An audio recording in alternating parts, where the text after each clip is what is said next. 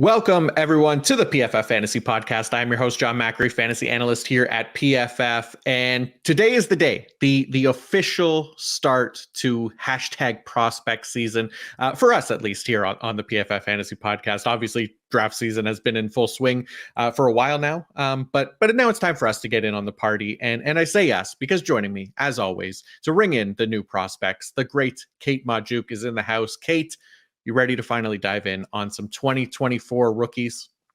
I am. We are just under a month away from the 2024 NFL draft. And I mean, let's be honest, we're going to start with quarterbacks because hashtag most important position in the NFL. And I'm going to be honest, there are several rookies in this class that I think could make a year one impact in fantasy football. A lot of interesting prospects here at the top of the draft, but even like some sneaky athletic, mid-tier draft prospects that I think, might be sleepers in 2024 fantasy football leagues. I don't know. Like I might be feeling a little bit spicy today, but this is a really interesting draft class. And I say that especially after having just had my favorite team trade away Kenny Pickett in what turned out to be the worst quarterback draft class ever. So I'm feeling pretty spoiled now moving on to 2024. Yeah, no, this is definitely a more exciting draft class than the 2022 class for sure. But yeah, there's some fun players here. There's some QB needy teams. We'll talk potential fits as well. And yeah, fantasy outlook, all of that fun stuff, as well as diving into some of the numbers around some of these prospects and potentially how they compare to other prospects as well. But I'm just excited. It's finally rookie season. It's my personal favorite time of the year. Definitely looking forward to talking some prospects and those landing spots and maybe comps if we got any, but it'll be a good time. We're starting with the quarterback class, like Kate said, and we're going to go over 6 potential first rounders, at least according to some mock drafts that are out there. We've seen 6 names kind of bandied about in the first, and how can you not get pumped for that? And before I forget, like I usually do as well, if you're watching on the YouTubes, don't forget to like and subscribe. We'd greatly appreciate that. Support, if you're willing, just helps us a ton. And honestly, it gives me a little bit more motivation to put up some of these banners and things like that we'll see in here in a bit, and we'll get some more graphics incorporated here in the coming weeks as well. So if you're an audio only listener, come on, stop by, say hello. Feel free to like and subscribe while you're here, because I personally like and subscribe to you guys as just overall wonderful people. All right, before we get into the players themselves, we also have to remind everybody to check out the PFF Mock Draft Simulator if you haven't already, where you can take control and draft for your favorite team or draft for the entire league, whatever you want. Like we said, we're less than a month away now from the NFL draft. This is the most exciting time to dive in and start doing these mock drafts, playing around with it, doing different possibilities. I like to do the every team draft. Some people like to do one team at a time and see how things shake out differently. However you want to approach it, do it, have some fun. Use the promo code 30MDS as well right now, and you can get 30% off an annual subscription on pff.com. And that includes all of our NFL draft content, which again, there's a ton of up on the site right now and will continue to be. And then of course, access to the best mock draft simulator in the league here at PFF. So check it out now and have some fun. Again, it's promo code 30MDS.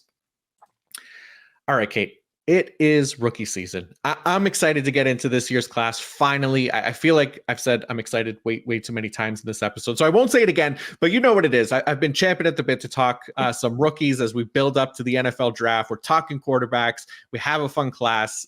It isn't always the case. Like you said, we're looking at you 2022 class, but most years the quarterbacks are going to be the talk of the crop. Talk of the crop, is that a thing? I don't know. Either way. Now. It is now. TM. Yeah. Fun to cover. They're a fun group to cover as there's just typically a lot of them that go near the top of the draft and first overall. And this year appears to be no different. So we'll start right at the top. We saw the Chicago Bears, who hold the first overall pick, trade away their 2021 first round quarterback, Justin Fields, to your Pittsburgh Steelers. So that they can no doubt draft Caleb Williams with the first overall pick. Williams, USC quarterback, has made 37 appearances across 3 college seasons. The last 2 with USC, I should say. His freshman year was with Oklahoma. So, Kate, we'll start with this eventual number 1 overall pick here. Where are you at with Caleb Williams? Are you locked into him as QB1 for this year's class? Absolutely locked and loaded. I don't think there's any questions here for me. Where things do get interesting is like QB2, QB3, but you are going to get what you're going to get with Caleb Williams. Now, in his past 2 seasons with USC, started each of his 3 years in college, so made his start as a true freshman at Oklahoma before transferring, followed Lincoln Riley over to USC. And I mean, there's really not a ton of question marks about Caleb Williams' game, right? He's an absolute gamer. The play is never over for a guy like Caleb Williams.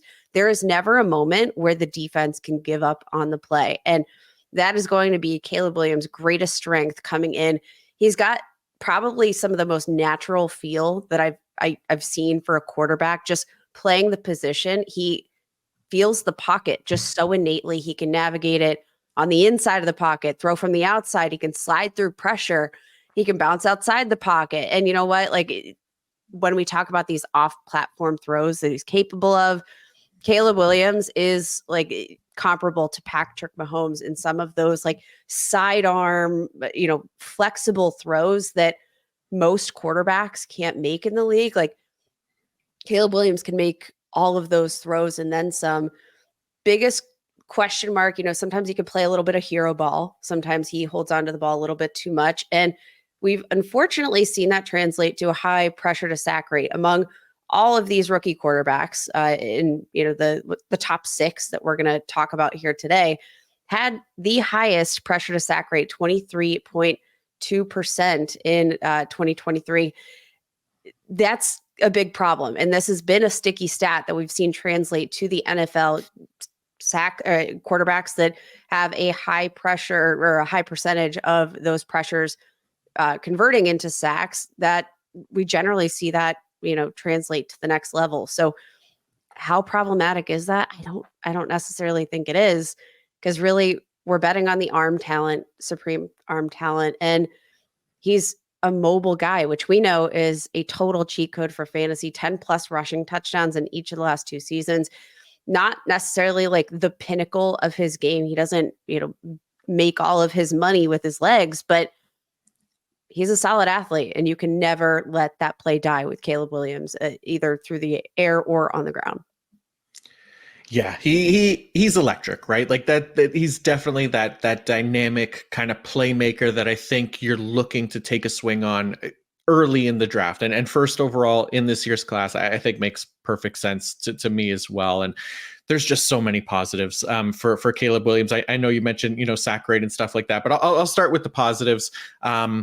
Because after last episode, Bears fans, they were not happy with me, judging by my DMs and mentions. And at first I was kind of like, oh, we have a lot of Bears fans that listen to the pod, but then I realized they might not be listening anymore. But if they are, if they stuck around, here are all the positive things that you're about to get in your offense. Because I mean, John, for all the positives that he's going to bring, he's also coming into a situation where like they didn't earn this first overall pick. They got it via trade. So like, with the offseason moves, they're setting Caleb Williams up for success to showcase all of these strengths. So hit him.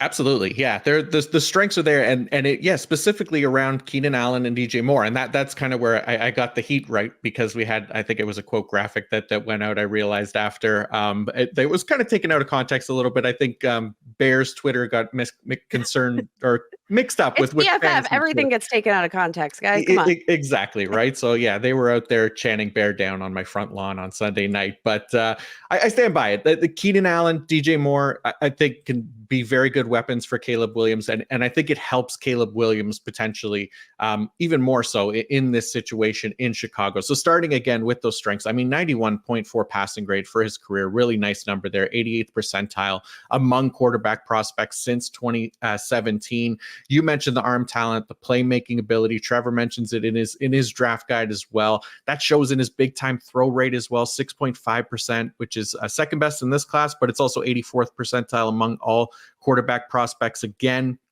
Also, his turnover worthy play rate was strong, 2.5%, which was 84th percentile among that quarterback prospect pool. So a nice balance there in delivering those kind of huge plays while limiting the negatives as well. And then I'm with you. I love the arm talent. I know, negative play rate. It's not perfect by any means, but I can absolutely live with it for those kind of big game-changing plays that he's fully capable of, and the type of upside and overall passing talent that is worthy of at least a top 5 pick in most drafts, right? And the other side of that big playmaking upside, like you said, is the rushing ability, right? He's not like your typical high-end rusher who's carrying the ball 10 times per game like a Lamar Jackson or Deshaun Watson or Jalen Hurts, those guys coming out. But when he does take off, I think that's what he puts himself arguably kind of on the level with those guys. If you're looking at like his missed tackles forced per attempt, 0.32, that's the third best mark among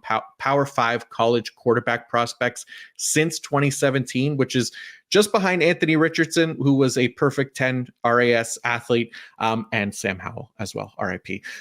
But if you want more than that, he's also 91st percentile in yards after contact per attempt, 94th percentile explosive run rate among those Power 5 quarterback prospects as well since 2017. So some really, really nice numbers there. And weaknesses, they are what they are. Like you said, there's that sack rate, but again, I'm not overly concerned about it just because of his play style. And then the other part of it too was that his passing grade did decrease in 2023. We saw him with a 90.3, then a 90.1, and then 84.6 in 2023. So there was a drop off there. We saw his turnover worthy play rate increase as well. Like you said, that pressure to sack conversion rate also increased. And he just has like an insanely long average time to throw as well, right? 3.27 seconds, which is the highest among all 107 quarterback prospects since 2017. And that hero ball mentality, like exactly, the play is right? never over, but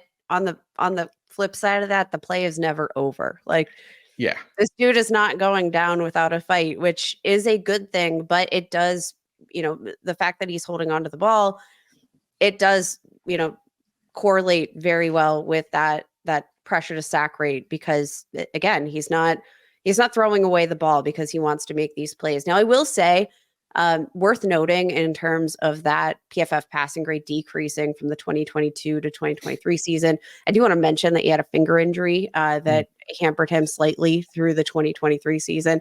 Obviously didn't hamper him too much because still one of the top quarterbacks in the FBS. So not going to like linger on that too much, but I do, wonder how much that played in. It was a pinky injury, but it's your finger. So I hear fingers are important for quarterbacks.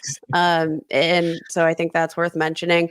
And now, like we mentioned the rushing upside, right? And I do want to just highlight this so much because I think what makes him such an effective runner is the fact that he can throw on the run so incredibly well. And like you flush him out of the pocket, it doesn't really matter, right? Because like the play is still not over. Outside of the pocket grade, 90th percentile for quarterbacks over the past 2 seasons. You flush him out of the pocket and he's still the same Caleb Williams, if not even better than he is inside the pocket. And I think because of that fact that like you flush him out of the pocket and he could still be as effective of a passer, again, the play is never over because he's not just going to take out and run because he's been forced out of the pocket. He can still throw. He can make the throws across his body even as often as they're ill-advised. Caleb Williams, he's absolutely special. He's young. I think, the pressure to sack rate, we can probably work on that at the NFL level. The Bears working to build that offensive line, having plenty of, I think, diverse weapons that, he can utilize in terms of like dump off options. You have DeAndre Swift now in that offense that I think, adds a threat in terms of the receiving game. An effective dump off option there can really, I think, have a big, rushing attack with that trio of running backs paired with Caleb Williams, paired with the receiving options. I do think Caleb Williams can come in and be a top 12 quarterback year one and fantasy football. And I don't know if that's getting too spicy or not here in the first 15 minutes of the show. I mean, I was going to say top 15, but hey, top 12, we'll take that. That's this is nice. PFF. We are nothing but, if not spicy. Let's go top 12. I don't know. Yeah. I'm looking at, the potential range, and usually I'm not this bullish with rookie quarterbacks, especially because obviously you have to make the transition to the NFL, which is not an easy task. You also typically, with a lot of these quarterbacks that are being drafted highly, they're not being drafted to good teams. But I do think the Bears are a much better team than most teams that are drafting inside the top 3. Like, this is not your mama's number 1 overall pick. This is the new and improved Chicago Bears offense. And I got to say, Ryan Poles very impressed with the way that he's built this offense this offseason, because I think like everything's kind of falling into place. They also have flexibility with what the number 9 pick to boot. So like whether they, get reinforcements on the offensive line, whether they draft another receiving weapon, like they could be in position for a Roma Dunze or, like they could just absolutely load up this offense to make it kind of a fail-safe option. But Caleb Williams, because of the rushing upside, because of the way that they've orchestrated this offense, I think he's in a position to make a big splash in year 1. Yeah, look, I'm with you. I love the potential. I love the offense and the weapons around him as well. But yeah, like there's definitely a path there, right? And I mean, you mentioned the Patrick Mahomes comps. It's a very common comp that I've seen for him, and of course it's on the absolute high end outcome for him, obviously. But I think just as far as playing style goes, and then even numbers just in college, I think there's an argument like comparing prospects side by side that Williams, obviously, I think going first overall compared to where Mahomes went at 10, but arguably a better college prospect than Mahomes, looking at some of the numbers. And I'm not saying that's going to translate to him being better in the NFL or anything like that. I don't want that to be the takeaway here, but just in similar styles in these guys, they're dynamic rushing talents who weren't overly reliant on their legs for production. And they shared very similar tendencies in the passing game as far as like average depth of target, below average time to throw, below average air yards percentage, while still producing strong results on the field in terms of like first down and touchdown rate. Mahomes was 36%, Caleb Williams was 39%, and then almost identical in terms of their accuracy, right? So overall catchable target rate, 74% for Caleb Williams, 72% for Mahomes. When you move that to 10 plus yards ADOT, it's 61% for Caleb, 59% for Mahomes. And then 20 plus yards downfield, it's 51% for Caleb, 52% for Mahomes. So there's very, very close similarities there. And you could look at all of Caleb's other metrics where he could be considered the better college prospect, right? In a lot of other key metrics, specifically surrounding passing grade and situation-specific passing grades, things like that. Caleb does score better. So, Beckett, please don't make a quote graphic that I'm saying Caleb Williams is Patrick Mahomes or better, but that is just some of the similarities there. We're evaluating it's prospect evaluation, which doesn't necessarily mean that this is how these players are going to turn out. It's not saying that one is better than the other, but when the comparisons you're trying to draw here are when they're coming out of college and into the NFL draft. Like, let's say that timeline stops, how do they compare? And that is what you're trying to say, John, not that, don't come at us. Yeah. For the sake of my family, please just for the sake of your front lawn.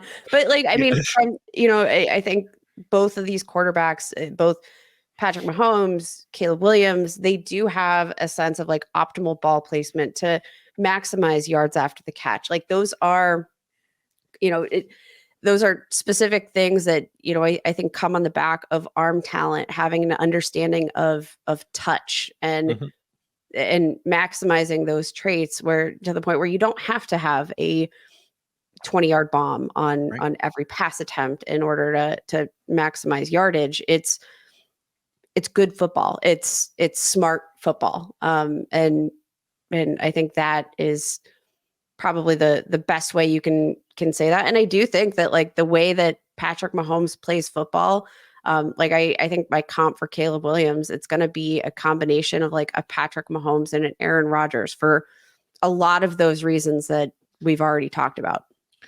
Yeah, no, I think that makes perfect sense. I can definitely see it. And yeah, I think the main thing, again, like when you're looking at these kind of comps and stuff like that, like you said, we're talking about college prospects, because I will have another one in a little bit that again might trigger people. But all right, before we go on to the rest of them, I do want to give a shout out to our presenting sponsor, Fabric by Herbalife. If you have a family, then you need to get term life insurance to protect them. It's one of the smartest financial decisions you can make. And the start of the new year, or late March, early April is the perfect time to get it done, so you can focus on whatever else the year has in store for you. Fabric was designed by parents for parents to help you get a high quality, surprisingly affordable term life insurance policy in less than 10 minutes. Fabric has flexible policies that fit your family and your budget, with quality policies like $1 million in coverage for less than $1 a day. Get your personalized quote in just minutes and then apply when it's convenient for you. It's all online and on your schedule. You can go from start to covered in less than 10 minutes with no health exam required. Join the thousands of parents who trust Fabric to protect their family. Apply today in just minutes at meetfabric.com/fantasy. That's meetfabric.com/fantasy. meetfabric.com/fantasy. Policies issued by Western Southern Life Insurance Company, not available in certain states. Prices subject to underwriting and health questions. All right, let's move on to the rest of the rookie quarterback class. And next man up is likely the next player to be drafted after Caleb Williams. Not guaranteed, but it's Drake Maye. Drake Maye has appeared in now 30 games across 3 seasons with North Carolina. He had the past 2 seasons as a starter, taking over for the great Sam Howell, and now could potentially be taking over for Sam Howell again in Washington. But as much as it pains me to say, Kate, I think Maye might be better than our guy Sammy H. How about you? What are your thoughts on UNC's QB projected to go in that number 2 to 3 range? I mean, Drake Maye just has so many of the intangible kind of traits that you want in a quarterback. He's got prototypical size, which you love. He's got great size, measured in at 6'4" 3/8 inches, 83rd percentile for quarterbacks. Weighed in 223 pounds, 56th percentile among quarterbacks. Has all of that experience. He's 21 years old with 2 years experience as a starting quarterback here. You mentioned the kind of comparison to Sam Howell, and I do think it's really interesting to see them coming out of the same offense, right? Because a lot of what you like about Drake Maye is a lot of what was kind of intriguing about Sam Howell, albeit Drake Maye a bit cleaner in most regards, but has a lot of athleticism that I don't think you might expect for a player with his size and stature. Like over the 2 seasons he had as a starter, 89th percentile in PFF passing grade from a clean pocket, 80th percentile in first and second down, 91st percentile in PFF passing grade on no play action. But, solid runner. He's not the most creative, but he's going to take exactly what the field gives him. He's mobile in the pocket under pressure. I think he has a solid feel for like how to slide around the pocket. Tough as nails, like isn't afraid of anything. He can follow through on a throw, even with a bunch of defenders in his place. But I will say conversely, also, that sort of no fear mentality can lead to some risky throws. Also never lets the play die, much like a Caleb Williams. And that has also led to a pretty high sack rate, ranked 3rd among our top quarterback prospects in pressure to sack rate last season, 19.5%, which again, one of those traits that translates pretty well, from the NFL or from the collegiate to the NFL level. But just a really, really solid prospect. It really is. And like you said, you mentioned all the passing numbers, the stable metrics for him. He was a standout in terms of stable metrics, especially even in this class alone. But yeah, like his big time throw rate, 97th percentile for his college career among 2017 quarterback prospects. He was 93rd percentile in air yard percentage as well. Like he's willing to take those shots, right?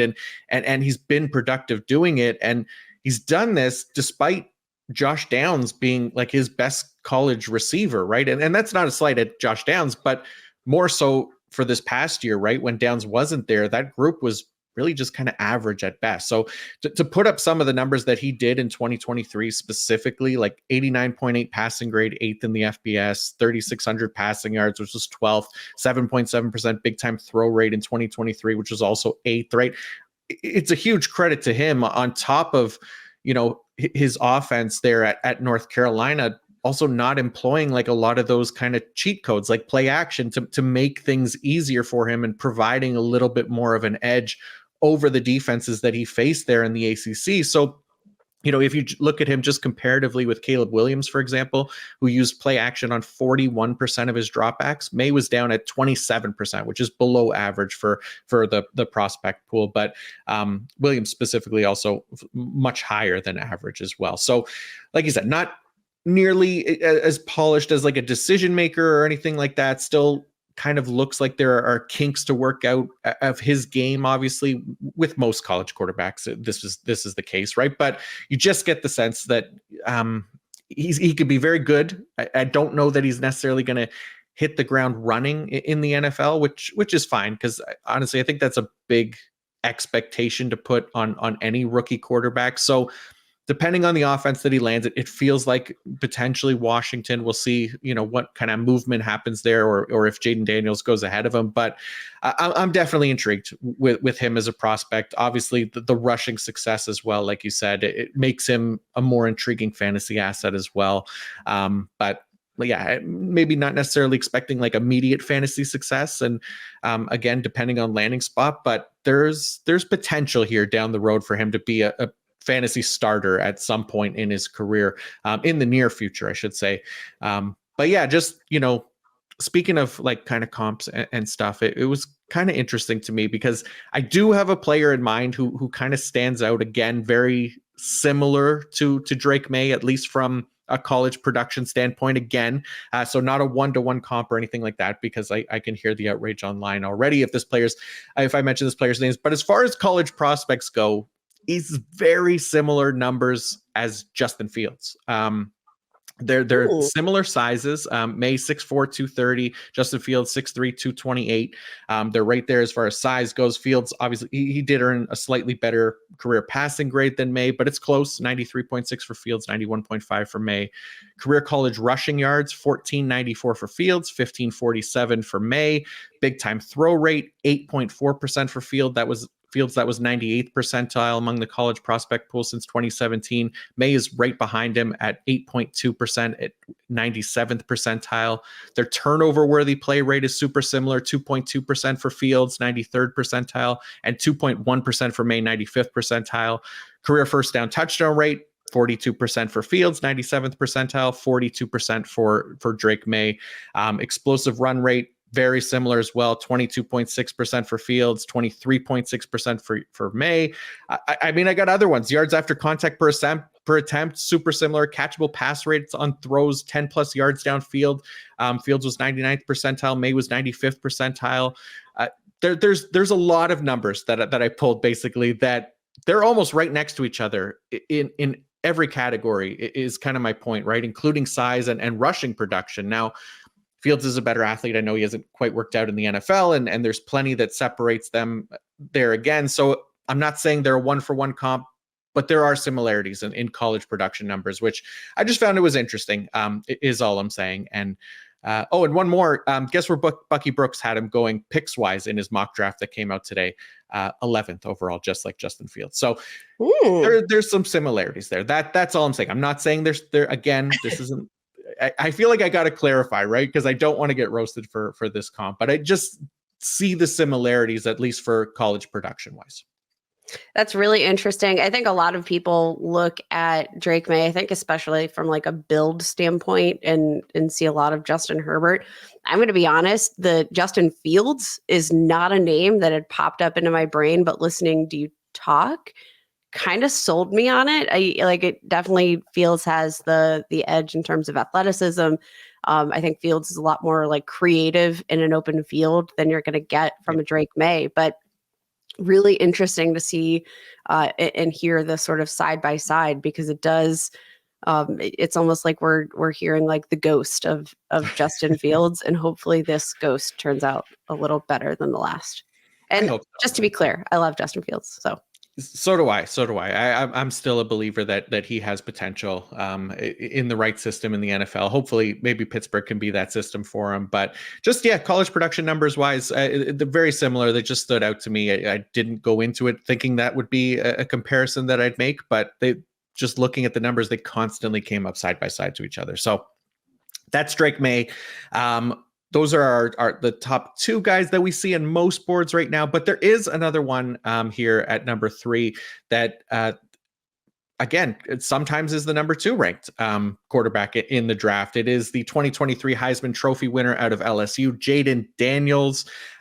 Kate, Daniels, we kind of hinted at a little bit here. I think I mentioned him being a high-end rushing threat, but we obviously love the rushing threat for fantasy purposes, right? But that's not all he is. I mean, dude can sling it as well. So what are your thoughts on the reigning Heisman Trophy winner? Jayden Daniels is kind of an insane prospect, right? Because you look at his production, specifically at LSU, was a 3, or has played 5 total seasons, started each of the last 2 with LSU. And I mean, we're going to talk about his ability as a rusher. Led the FBS quarterbacks with 1,250 rushing yards in the regular season this year, 92.4 PFF rushing grade, 11 rushing touchdowns. Over the last 2 years combined, over 2,000 rushing yards and 21 rushing touchdowns, back-to-back seasons with 10 or more. Like, I mean, that is the pinnacle of production. But what makes him so special is you take that production as a runner and you realize that's not the only aspect of his game. Had 40 total passing touchdowns this season, ranked 2nd in the FBS.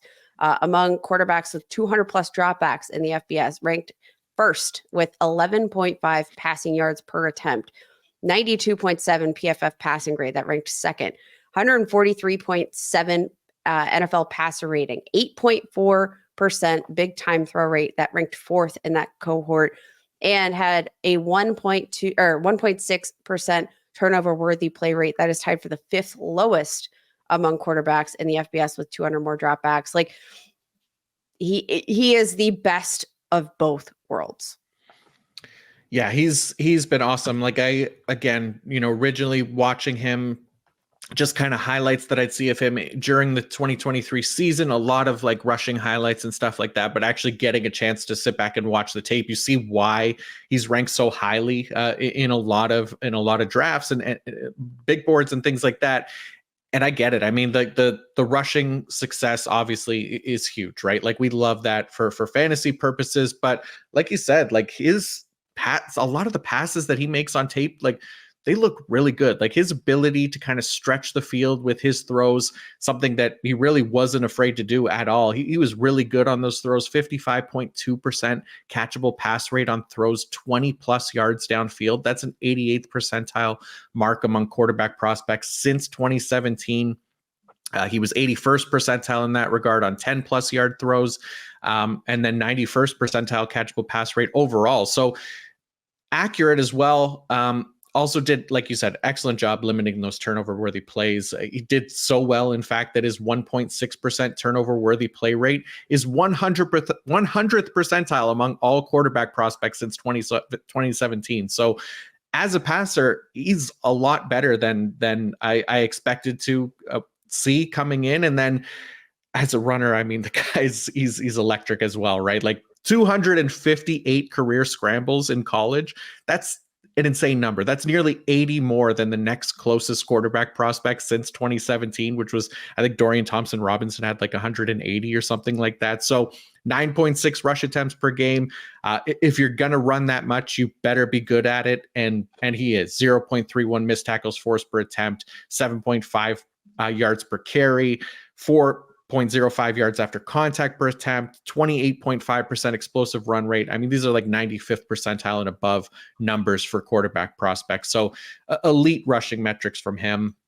The only thing I think that kind of stood out, and something that we saw hurt Anthony Richardson last year, who we also loved as a kind of dual threat quarterback, was taking a lot of hits. And Trevor Sycamore highlighted this in the draft guide as well, but definitely he needs to slide more, right? There's no need to take as many hits as he does, especially as running as much as he does. So you do always worry about guys being able to hold up in the NFL if they continue to take hits like that consistently. And he doesn't even necessarily have the frame that Anthony Richardson does either. So just to be careful there, but continuing to develop as a passer and the rushing threat is elite. So we're going to talk about rankings after we talk about all 6 of these guys, and I'll be excited to see kind of to where you have him amongst, because we've kind of given it away that we have Caleb Williams 1, but after that it'll be interesting, I think.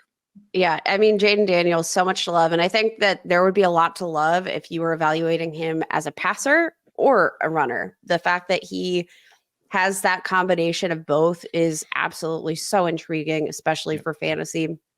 Like, he is a legitimate threat as a rusher and a passer. And I will say that is the one thing you mentioned, the hits that he takes. He's 6'4", 210 pounds. And, you love to see the height, but 210 pounds on a 6'4" frame, he's lanky. Doesn't always show up in his game, but when he takes hits, he does look lanky, because every time he takes a hit, and let me tell you, there's not like any sort of protective measure of his game. Like, he is a bowling ball.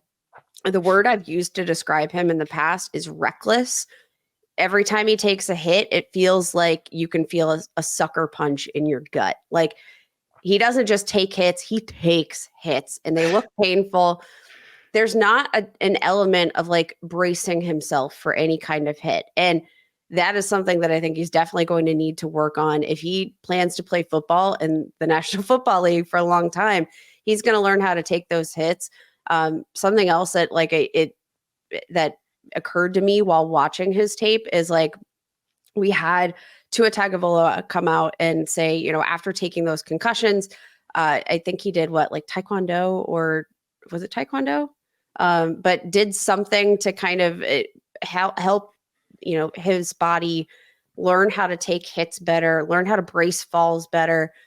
Watching Jayden Daniels, I was like, he needs to do a little bit of whatever Tua did to help that element of his game and protect himself better from injury, because I do think his play style, while it poses a ton of upside and excitement, it's not going to be long before we're talking about him in terms of a serious injury. Like, he needs to put on some muscle.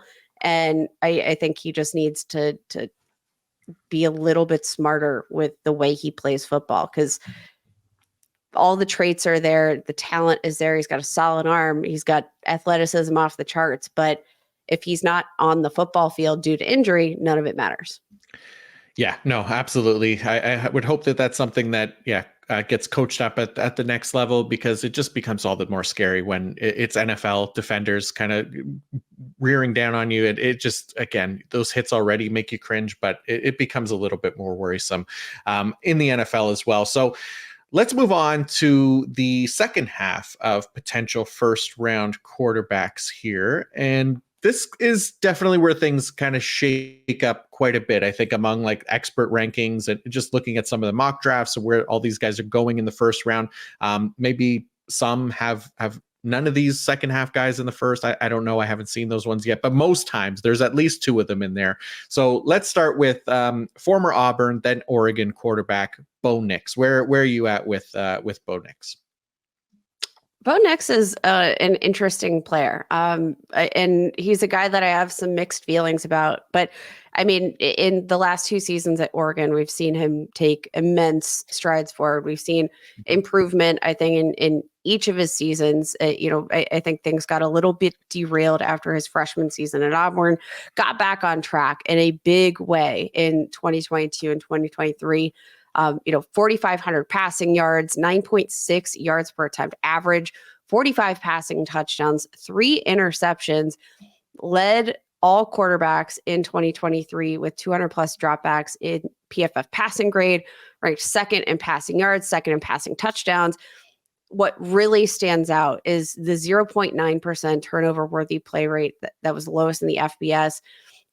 But I'll say for all of that safety to his game, just a 4.1% big time play rate that ranks 69th among those quarterbacks. And among all of the other elite, quote unquote, elite options that we're talking about today, all the potential first round picks, early second round picks, he was the only prospect with a sub 6% big time play rate. Like, there's a lot to like about his game in terms of safety, but I do think at the next level, he's probably going to project as more of a game manager than a gamer, as I think the other prospects that we've discussed so far project for me.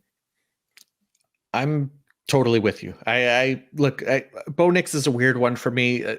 Look, he was a former 5-star recruit, right? Coming out of high school. I remember there was a lot of excitement around him coming in. He started immediately at Auburn, and I was still doing data collection for PFF at the time. And every time I got an Auburn game, I just didn't see it from Nix. It never came away overly impressed with his game in all 3 of those years that he was there. I just didn't see him as like a real NFL prospect. And like you said, he definitely got better after transferring to Oregon. And now, watching back that Oregon tape, I do feel better about his improvement there. It took him 5 years as a starter to kind of get there. He's 24 years old now, so definitely on the other side. But I think that experience is going to be super valuable once he does get to the NFL. But yeah, like you said, the turnover-worthy play rate was great. Overall, negatively graded plays were excellent as well. But I look at his kind of body of work and what he's actually done to get to that turnover-worthy play rate and lower negative graded plays. He has a relatively low career average depth of target, right? It's well below average at 8.1. The big time throw rate, like you said, at 4.3% for his career is 13th percentile among quarterback prospects since 2017. He also has one of the higher percentages of passes short of the sticks as well at 53%. Just 45% of his passing yards coming from his air yards, which is 7th percentile among prospects since 2017.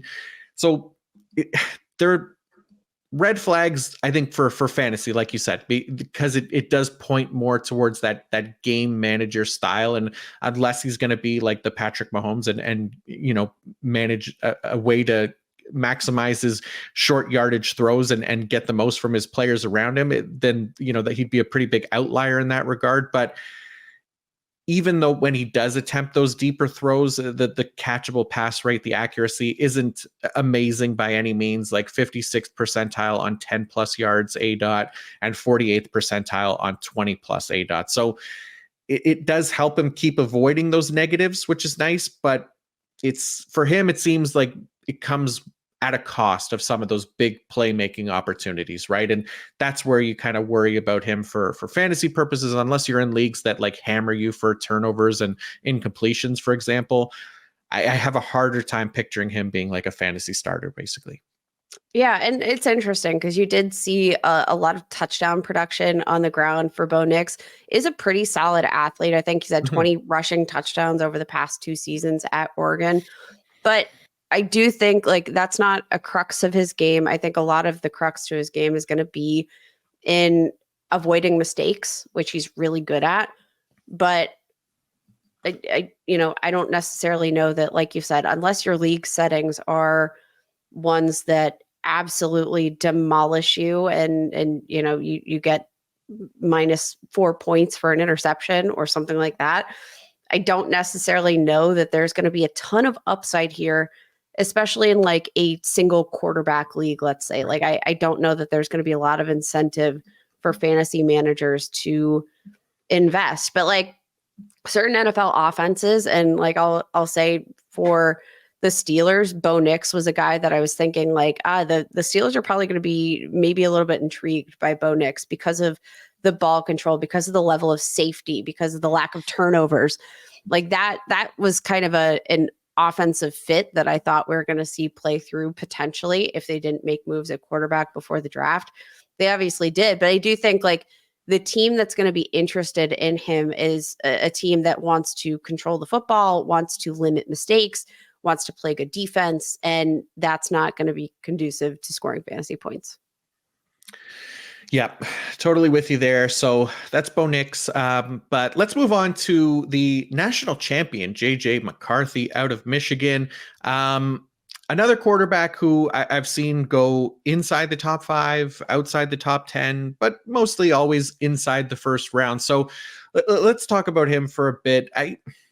McCarthy's interesting, right? I don't often see him kind of labeled as like the most accurate quarterback in this class, but looking at some of the numbers, like in the data around him, there's certainly kind of an argument for it. I notice, which I find very intriguing, especially since, like Trevor pointed out in the draft guide, he doesn't shy away from those tight window kind of NFL level throws, whether it's in traffic or the middle of the field. He's able to make a lot of key throws and get them there quickly and efficiently where other guys might shy away from those throws. So again, the numbers here, here's what they are. So on 20 plus average depth of target throws, his catchable pass rate is 59%, which is 96th percentile among all quarterback prospects since 2017. On 10 plus ADOT throws, his catchable pass rate is 67%, which is also 96th percentile. And then overall, his catchable pass rate is 76%, which is 99th percentile among all quarterback prospects since 2017. So some elite accuracy numbers there from JJ McCarthy, which is kind of hard not to love. Definitely has some, plays that you don't love as well, which is why, his turnover worthy play rate is kind of closer to average. But I think just his willingness to put the ball in the air more as well, 60% of his passing yards coming through the air, which is 84th percentile. It speaks to his arm talent as well. Now, he doesn't offer the rushing upside like some of the other guys in this class, right? 3.7 rushes per game. So lower relative to the guys that we've talked about so far today. But I don't mind JJ McCarthy. I came away liking him a little bit more than I thought I would as well. And again, not that I'm like in love with him or anything, but I can see why top 5 is in the conversation for JJ McCarthy. I think there's a lot to like there. And then sure, there's some inconsistencies to his game, which is just part of being a developmental prospect. And another one that maybe is hard to picture hitting the ground running in the NFL, but I think he can get there. What's really interesting about JJ McCarthy is I actually have a very similar feel. And I came away liking JJ McCarthy so much more than I kind of expected. You look at the statistical production, he's had a career high 332 pass attempts, 713 total attempts in his entire career, never exceeded 3,000 passing yards in a season, never exceeded 22 passing touchdowns. The numbers are underwhelming, extremely underwhelming. But I do think that speaks to the type of offense that Michigan was running. It was a pro-style offense, leaned on the run. He wasn't asked to necessarily be the focal point of that offense. Like, not a ton of throws in key situations because the Michigan offense just wasn't in those positions. They weren't down a ton. They didn't put the offense on JJ McCarthy's back, and they didn't need to. So it's really hard to make that a knock on JJ McCarthy in particular. And I really thought, the aggressiveness, the willingness to be aggressive over the middle of the field is something that stood out in comparison to some of the other prospects in this class. I like the willingness to throw into these, tight situations. Not always advisable, but better than I think, I'd rather have a guy that knows how to read the middle of the field. And I think that's something that McCarthy does pretty well. I also thought, for as much as we didn't really see a ton of production on the ground, in particular with JJ McCarthy, just 500 rushing, just over 500 rushing yards over the past 2 seasons, 8 rushing touchdowns, average only 3.2 yards per attempt this past season at Michigan. I think he's sneaky creative as a scramble. He's a solid athlete. I think that's probably one of the most underrated aspects to his game. 32% missed forced tackles on rush attempts this past season. Ranked 6th among Power 5 quarterbacks with at least 50 rush attempts.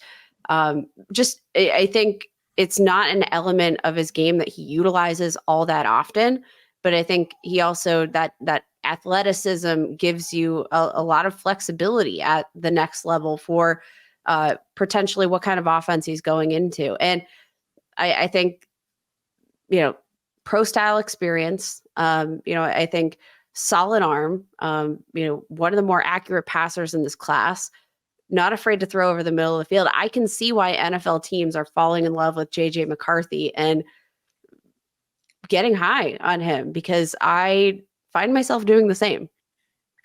Yeah, no, he was definitely one of the more surprising ones for me as well. And like you said, there is that kind of hashtag sneaky athleticism from him, right? Where when you do see him take off, you notice that, you know what, he's actually pretty good. Like, it's a smaller sample size, sure, but 0.28 career missed tackles forced per attempt is actually 93rd percentile among quarterback prospects since 2017. And he's well above average in pretty much all his rushing metrics. So again, it's a smaller sample size, but when he does do it, he does it well. So I do like that part of his game as well, just on top of all the passing stuff as well. So fun player. I'll be very interested to see where he lands. But let's go to the last name on the list here. We were originally going to go with 5 quarterbacks because that seemed to kind of be the clear consensus. But then old DJ, Daniel Jeremiah, dropped his mock 3.0, which had the Las Vegas Raiders taking Michael Penix Jr. at 13 overall in a move that I feel would be a true shocker if this were to happen. DJ referenced that, the Raiders' unique style of play being a fit for Penix. Okay, interesting. I mean, yeah, I'm curious. Are you on board with this Penix going 13th overall or in the first round at all, or are you not buying it? I'm not buying it. I would be absolutely shocked if this move came to fruition. And that's not to say that Penix is not a good prospect. Coming out of Washington, he had 4 season-ending injuries at Indiana before transferring to Washington. Bounced back in a huge way, has been one of the most productive collegiate quarterbacks over the past 2 seasons. 6-year senior, so he's a little bit on the older side. He's 24. So one of the older prospects in this class here, obviously has that injury history, including 2 torn ACLs and 2 season-ending AC joint separations. I think those were separate shoulders. So a little bit of that health concern, that profile is something worth noting, I think. From a fantasy perspective, though, not incredibly overwhelmed with excitement for Penix. And I think it comes down to, the lack of run game that he's going to offer. Penix comes out as a pure pocket passer, one of the best deep ball passers you're going to find in this draft class, but I think can sometimes miss some of these layup throws, some of the short to intermediate throws. Doesn't have, I think, as much touch as you would necessarily like. Like, he throws an absolute cannon, right? Yeah. But sometimes the cannon, like, it has one speed and one speed only. And sometimes that translates to missed throws that he really shouldn't be missing. And then again, for the fantasy perspective, I mean, not running is not his game. He is going to be playing from the pocket, and that is where his comfort level lies. Barring a great situation, I think what we're going to be looking at is a Derek Carr type of trajectory, which, if you know me, I'm not a huge Derek Carr fan. He has his time and place, but I think can be a solid game manager, can with the right players, push the ball downfield. Obviously, like, he was throwing to Rome Odunze, one of my favorite wide receivers in this class, who I think should be closer in the conversation with Jayden Daniels or with Malik Neighbors than anybody probably is admitting at this point. And still, it's not enough to get me bought into Penix. So tell me, what did you see? Am I too cool on Michael Penix Jr.? Because I want to like him. I think there are a lot of things to like about his game, but from a fantasy perspective, I'm having a hard time finding the upside. Yeah, I think that's fair. We've aligned very similarly on this quarterback class. I'm noticing, but I'm with you. I mean, I love the arm strength, the ability to make those NFL throws, and a willingness to throw the ball downfield and take those deep shots is huge, right? We mentioned the big time throw rate is 75th percentile among quarterbacks, but performed really well in the PFF grading system as far as career passing grades go, 91.1, which was 87th percentile. But he did this not just by that decent big time throw rate, but by limiting the negatives as well, which I thought was really impressive. Just the 1.8% sack rate, which is an amazing number.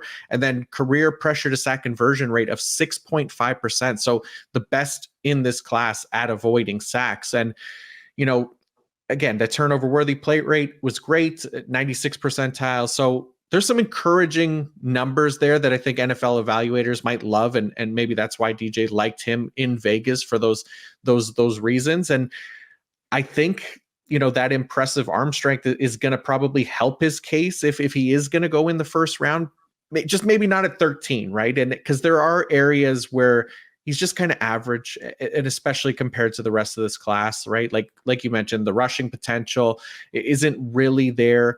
I think 35 total scrambles across his college career in 49 appearances, right, over 6 years at Indiana and Washington. So a lot of tape for Michael Penix, and all of his rushing metrics too. They're well below average. So it's not anything to get excited about in the NFL either, right? Where JJ McCarthy, similarly low sample size, but he at least did it well, right? And that hasn't been the case for Penix. And then when it comes to a lot of those overall accuracy rates that I've referenced for almost all the other quarterbacks, he's much closer to average as well among prospects since 2017, whether it's 10 plus yards downfield or 20 plus.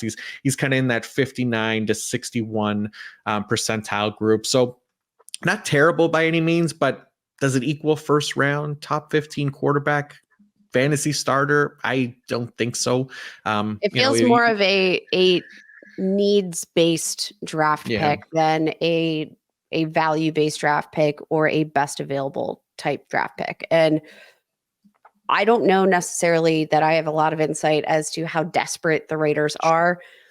I think, Penix definitely pegs in more as a second round talent, especially in comparison to the rest of the quarterbacks in this class. I think you just have too much talent here at the top that it's really hard to get on board. You've got a solid O-line class, you've got a solid quarterback class, a really good wide receiver class. When you're not in that top tier, a lot harder to buy in at top of market value.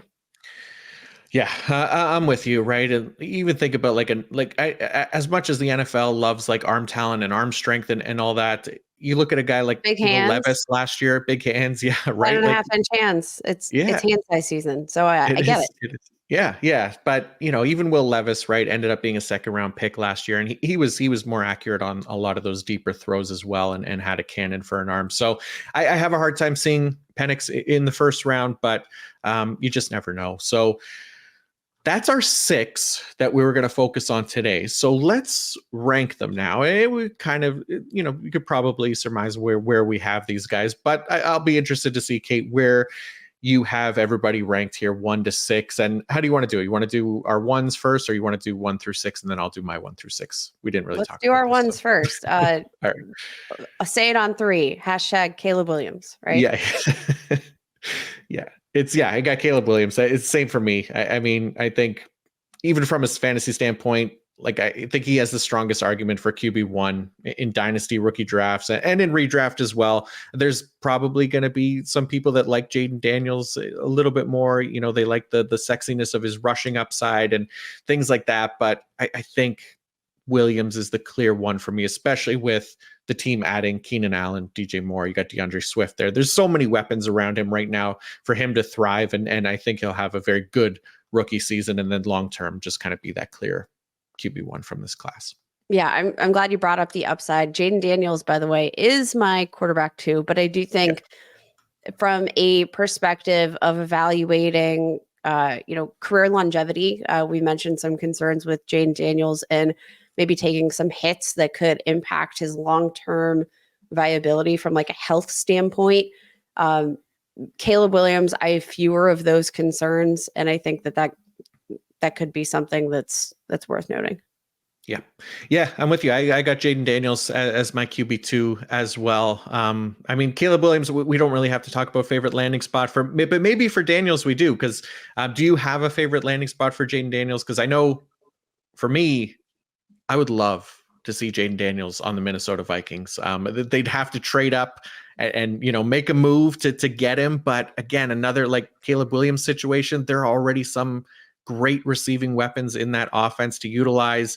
Add a dynamic dual threat quarterback like Daniels in the mix now, something that they didn't have with Cousins, obviously, but just adds to the overall potential of that offense. So Jayden Daniels, my ideal / dream landing spot for him would be Minnesota. I think that would be a really fun one if they could pull it off. Yeah, I would love to see that pulled off. My only issue with that really is the fact that I want to send, I think the best landing spot for any of these quarterbacks is probably going to be the Minnesota Vikings. So like I'm trying to save my Minnesota Vikings landing spot. I would love to see Jayden Daniels behind a good offensive line. I think the Vikings can fit that. I think that's probably the only thing that I'd really like to see. But Jayden Daniels, because of his diversity and the way that he can play the game, both through the air, on the run, I think that's going to give a lot of teams a lot of flexibility in terms of landing spot. Yeah, I'm with you. Yeah, I think he'll be. Either way, I think we could get relatively excited about Jayden Daniels for fantasy purposes, regardless of where he lands. But how about your number 3? Is it the same as mine and Drake Maye? It's Drake Maye, and it's kind of interesting because like for a long time, Caleb Williams and Drake Maye were the consensus 1-2 quarterback duo in this class. Jayden Daniels obviously made his way into the mix, but Drake Maye, I think he has all of the tools that you want in a quarterback. He's only 21 years old. He's got a lot of time to clean up some of those concerns that you have. The taking sacks, that definitely needs to work on that. Some of the decision making, but like all of the things that are somewhat concerns for Drake Maye are things that can come with experience and coaching. And you also love the mobility factor for Drake Maye. Right. I think that can be a huge point of upside for, the offense that drafts him. It gives you a lot of flexibility. You can call some designed runs with him. He's got the potential as a scrambler. And that obviously is going to lend itself to some fantasy upside, especially with that frame. Get him inside the 5-yard line, and you might have yourself like just a nice safe floor of like 5 touchdowns a year just inside the 5 because he's so big. I think that's going to give him a little bit of a sneaky floor in terms of his rushing touchdown production. Yeah, he's definitely somebody that I'll be intrigued to potentially draft in fantasy leagues. I think there is some starting potential there with him. Even if we're getting like 5-6 rush attempts per game from him, like he's pretty dynamic with his legs that he should be able to make the most of those opportunities. And in a place like Washington, for example, he'll have, Austin Eckler and Terry McLaurin and Jahan Dotson, those guys around him. So it could be a nice offense for him if he does end up going number 2 overall. So yeah, our top three, I should say, are exactly the same. How about once we get out of that top 3, where are you at with QB4? This is not going to be a surprise based on how glowingly I spoke of him, but it's JJ McCarthy for me. And JJ McCarthy, incidentally, the quarterback tied to the Minnesota Vikings most frequently at this point after they traded to acquire another first-round pick. I think everybody's expecting another move up, maybe inside that top 5 to land a quarterback like JJ McCarthy. Obviously, JJ McCarthy in the Vikings offense in particular, we talked about offensive line, the weaponry there. Obviously, you've got Justin Jefferson, assuming he is not traded, which I am not assuming anytime soon. Jordan Addison, TJ Hawkinson when healthy. You have the addition of Aaron Jones at running back, who we know is also a threat in the receiving game. I think JJ McCarthy to the Vikings is just such a perfect fit. And let's assume that pairing happens. JJ McCarthy is probably going to be like my favorite offseason ad in my 2 QB leagues and my super flex leagues. Probably just going to be able to slate him in as an every week QB2 with maybe a little bit of sneaking upside if they can get those legs moving on the ground. Yeah, no, I'm with you. He's my QB4 as well. We have the exact same list so far. But yeah, I think, depending on landing spot, I'll probably be more or less excited about JJ McCarthy for fantasy purposes. Like Minnesota, I'm as excited as I was about him right today. If he goes somewhere like, say, New England, who's also had success with a former Michigan quarterback in the past, maybe not as exciting, but I don't think it's a bad thing long term, right? Like, again, we're not considering him a finished product or anything like that. He's still 21 years old, so there would be opportunity for him to develop and become a fantasy starter at some point as well. So, there, depending on landing spot, again, I'll be interested to see kind of how it shakes out. But JJ McCarthy, pretty good chance he'll be my QB4 as well this year. At QB5, I have Bo Nix. Are you exactly the same? So we have Nix and Penix 5 and 6. We don't have a lot to fight about in this show here. Yeah, like, welcome to Chalk Talk with John and Kate. Yeah. What's giving Bo Nix the edge over Michael Penix Jr. here in this case for you?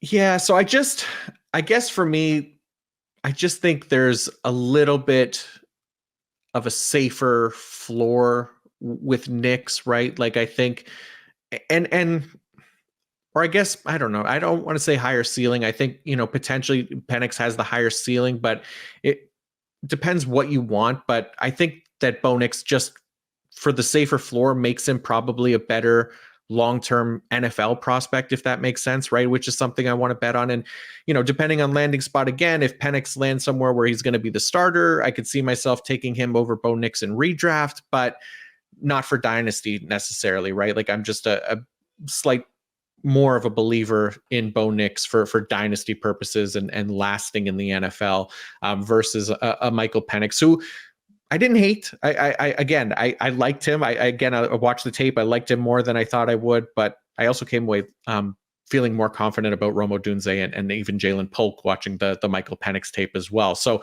I look in the same kind of mold that, maybe Derek Carr and Jimmy G are in those kind of low average depth of target, conservative type quarterbacks, right? Like, that's kind of how I picture Bo Nix. So not exciting for fantasy, but I could see him sticking around in the NFL and being valuable to NFL teams for longer. So that was the tiebreaker for me.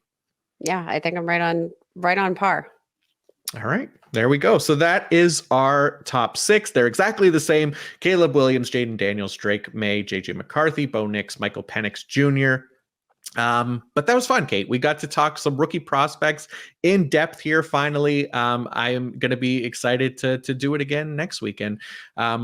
We don't know exactly which position we'll talk about, but it'll be one of the wide receiver, running back, or tight end. So make sure people, you tune in. Thank you all for tuning in to this episode as well. Kate, as always, thank you for lending your expertise and talking prospects with me. Looking forward to doing it again. And before you go, please remind everybody where they can find more of you and your work. Sure thing. Give me a follow on Twitter at Kate Magdziuk. That's KateMagdziuk, talking fantasy and sharing some of my work for the covering the Steelers for Behind the Steel Curtain. Absolutely. Go check out Kate. And if you're looking for more draft talk on perhaps the defensive side of the ball, whether you're into IDP or just want to know more about this upcoming crop of defensive prospects, we'll have another episode here later in the week talking rookie linebackers, which should be a lot of fun. We got Kyle Bellifuo from Football Guys joining me. So join us. Check that out as well. Be sure to utilize the PFF draft guide. Use the promo code 30MDS as well. Get 30% off an annual subscription, as well as all of our draft content. I have some draft content up on the site as well right now. So far have covered the analytical strengths and weaknesses at the top of the wide receiver and running back classes, as well as some potential sleepers using the same kind of production model at both positions. I wrote up a piece that'll be on the site Thursday around personnel adjusted yards per route run for wide receivers and how different personnel groupings influence yards per route run totals, and focus that on the 2024 wide receiver class as well, with some guys who stand out as potential red flags maybe. So check that out too if you're interested. But yeah, it's draft season, so stay locked in. We'll continue to keep you covered here at PFF and on the PFF Fantasy Podcast. And until next time, peace out.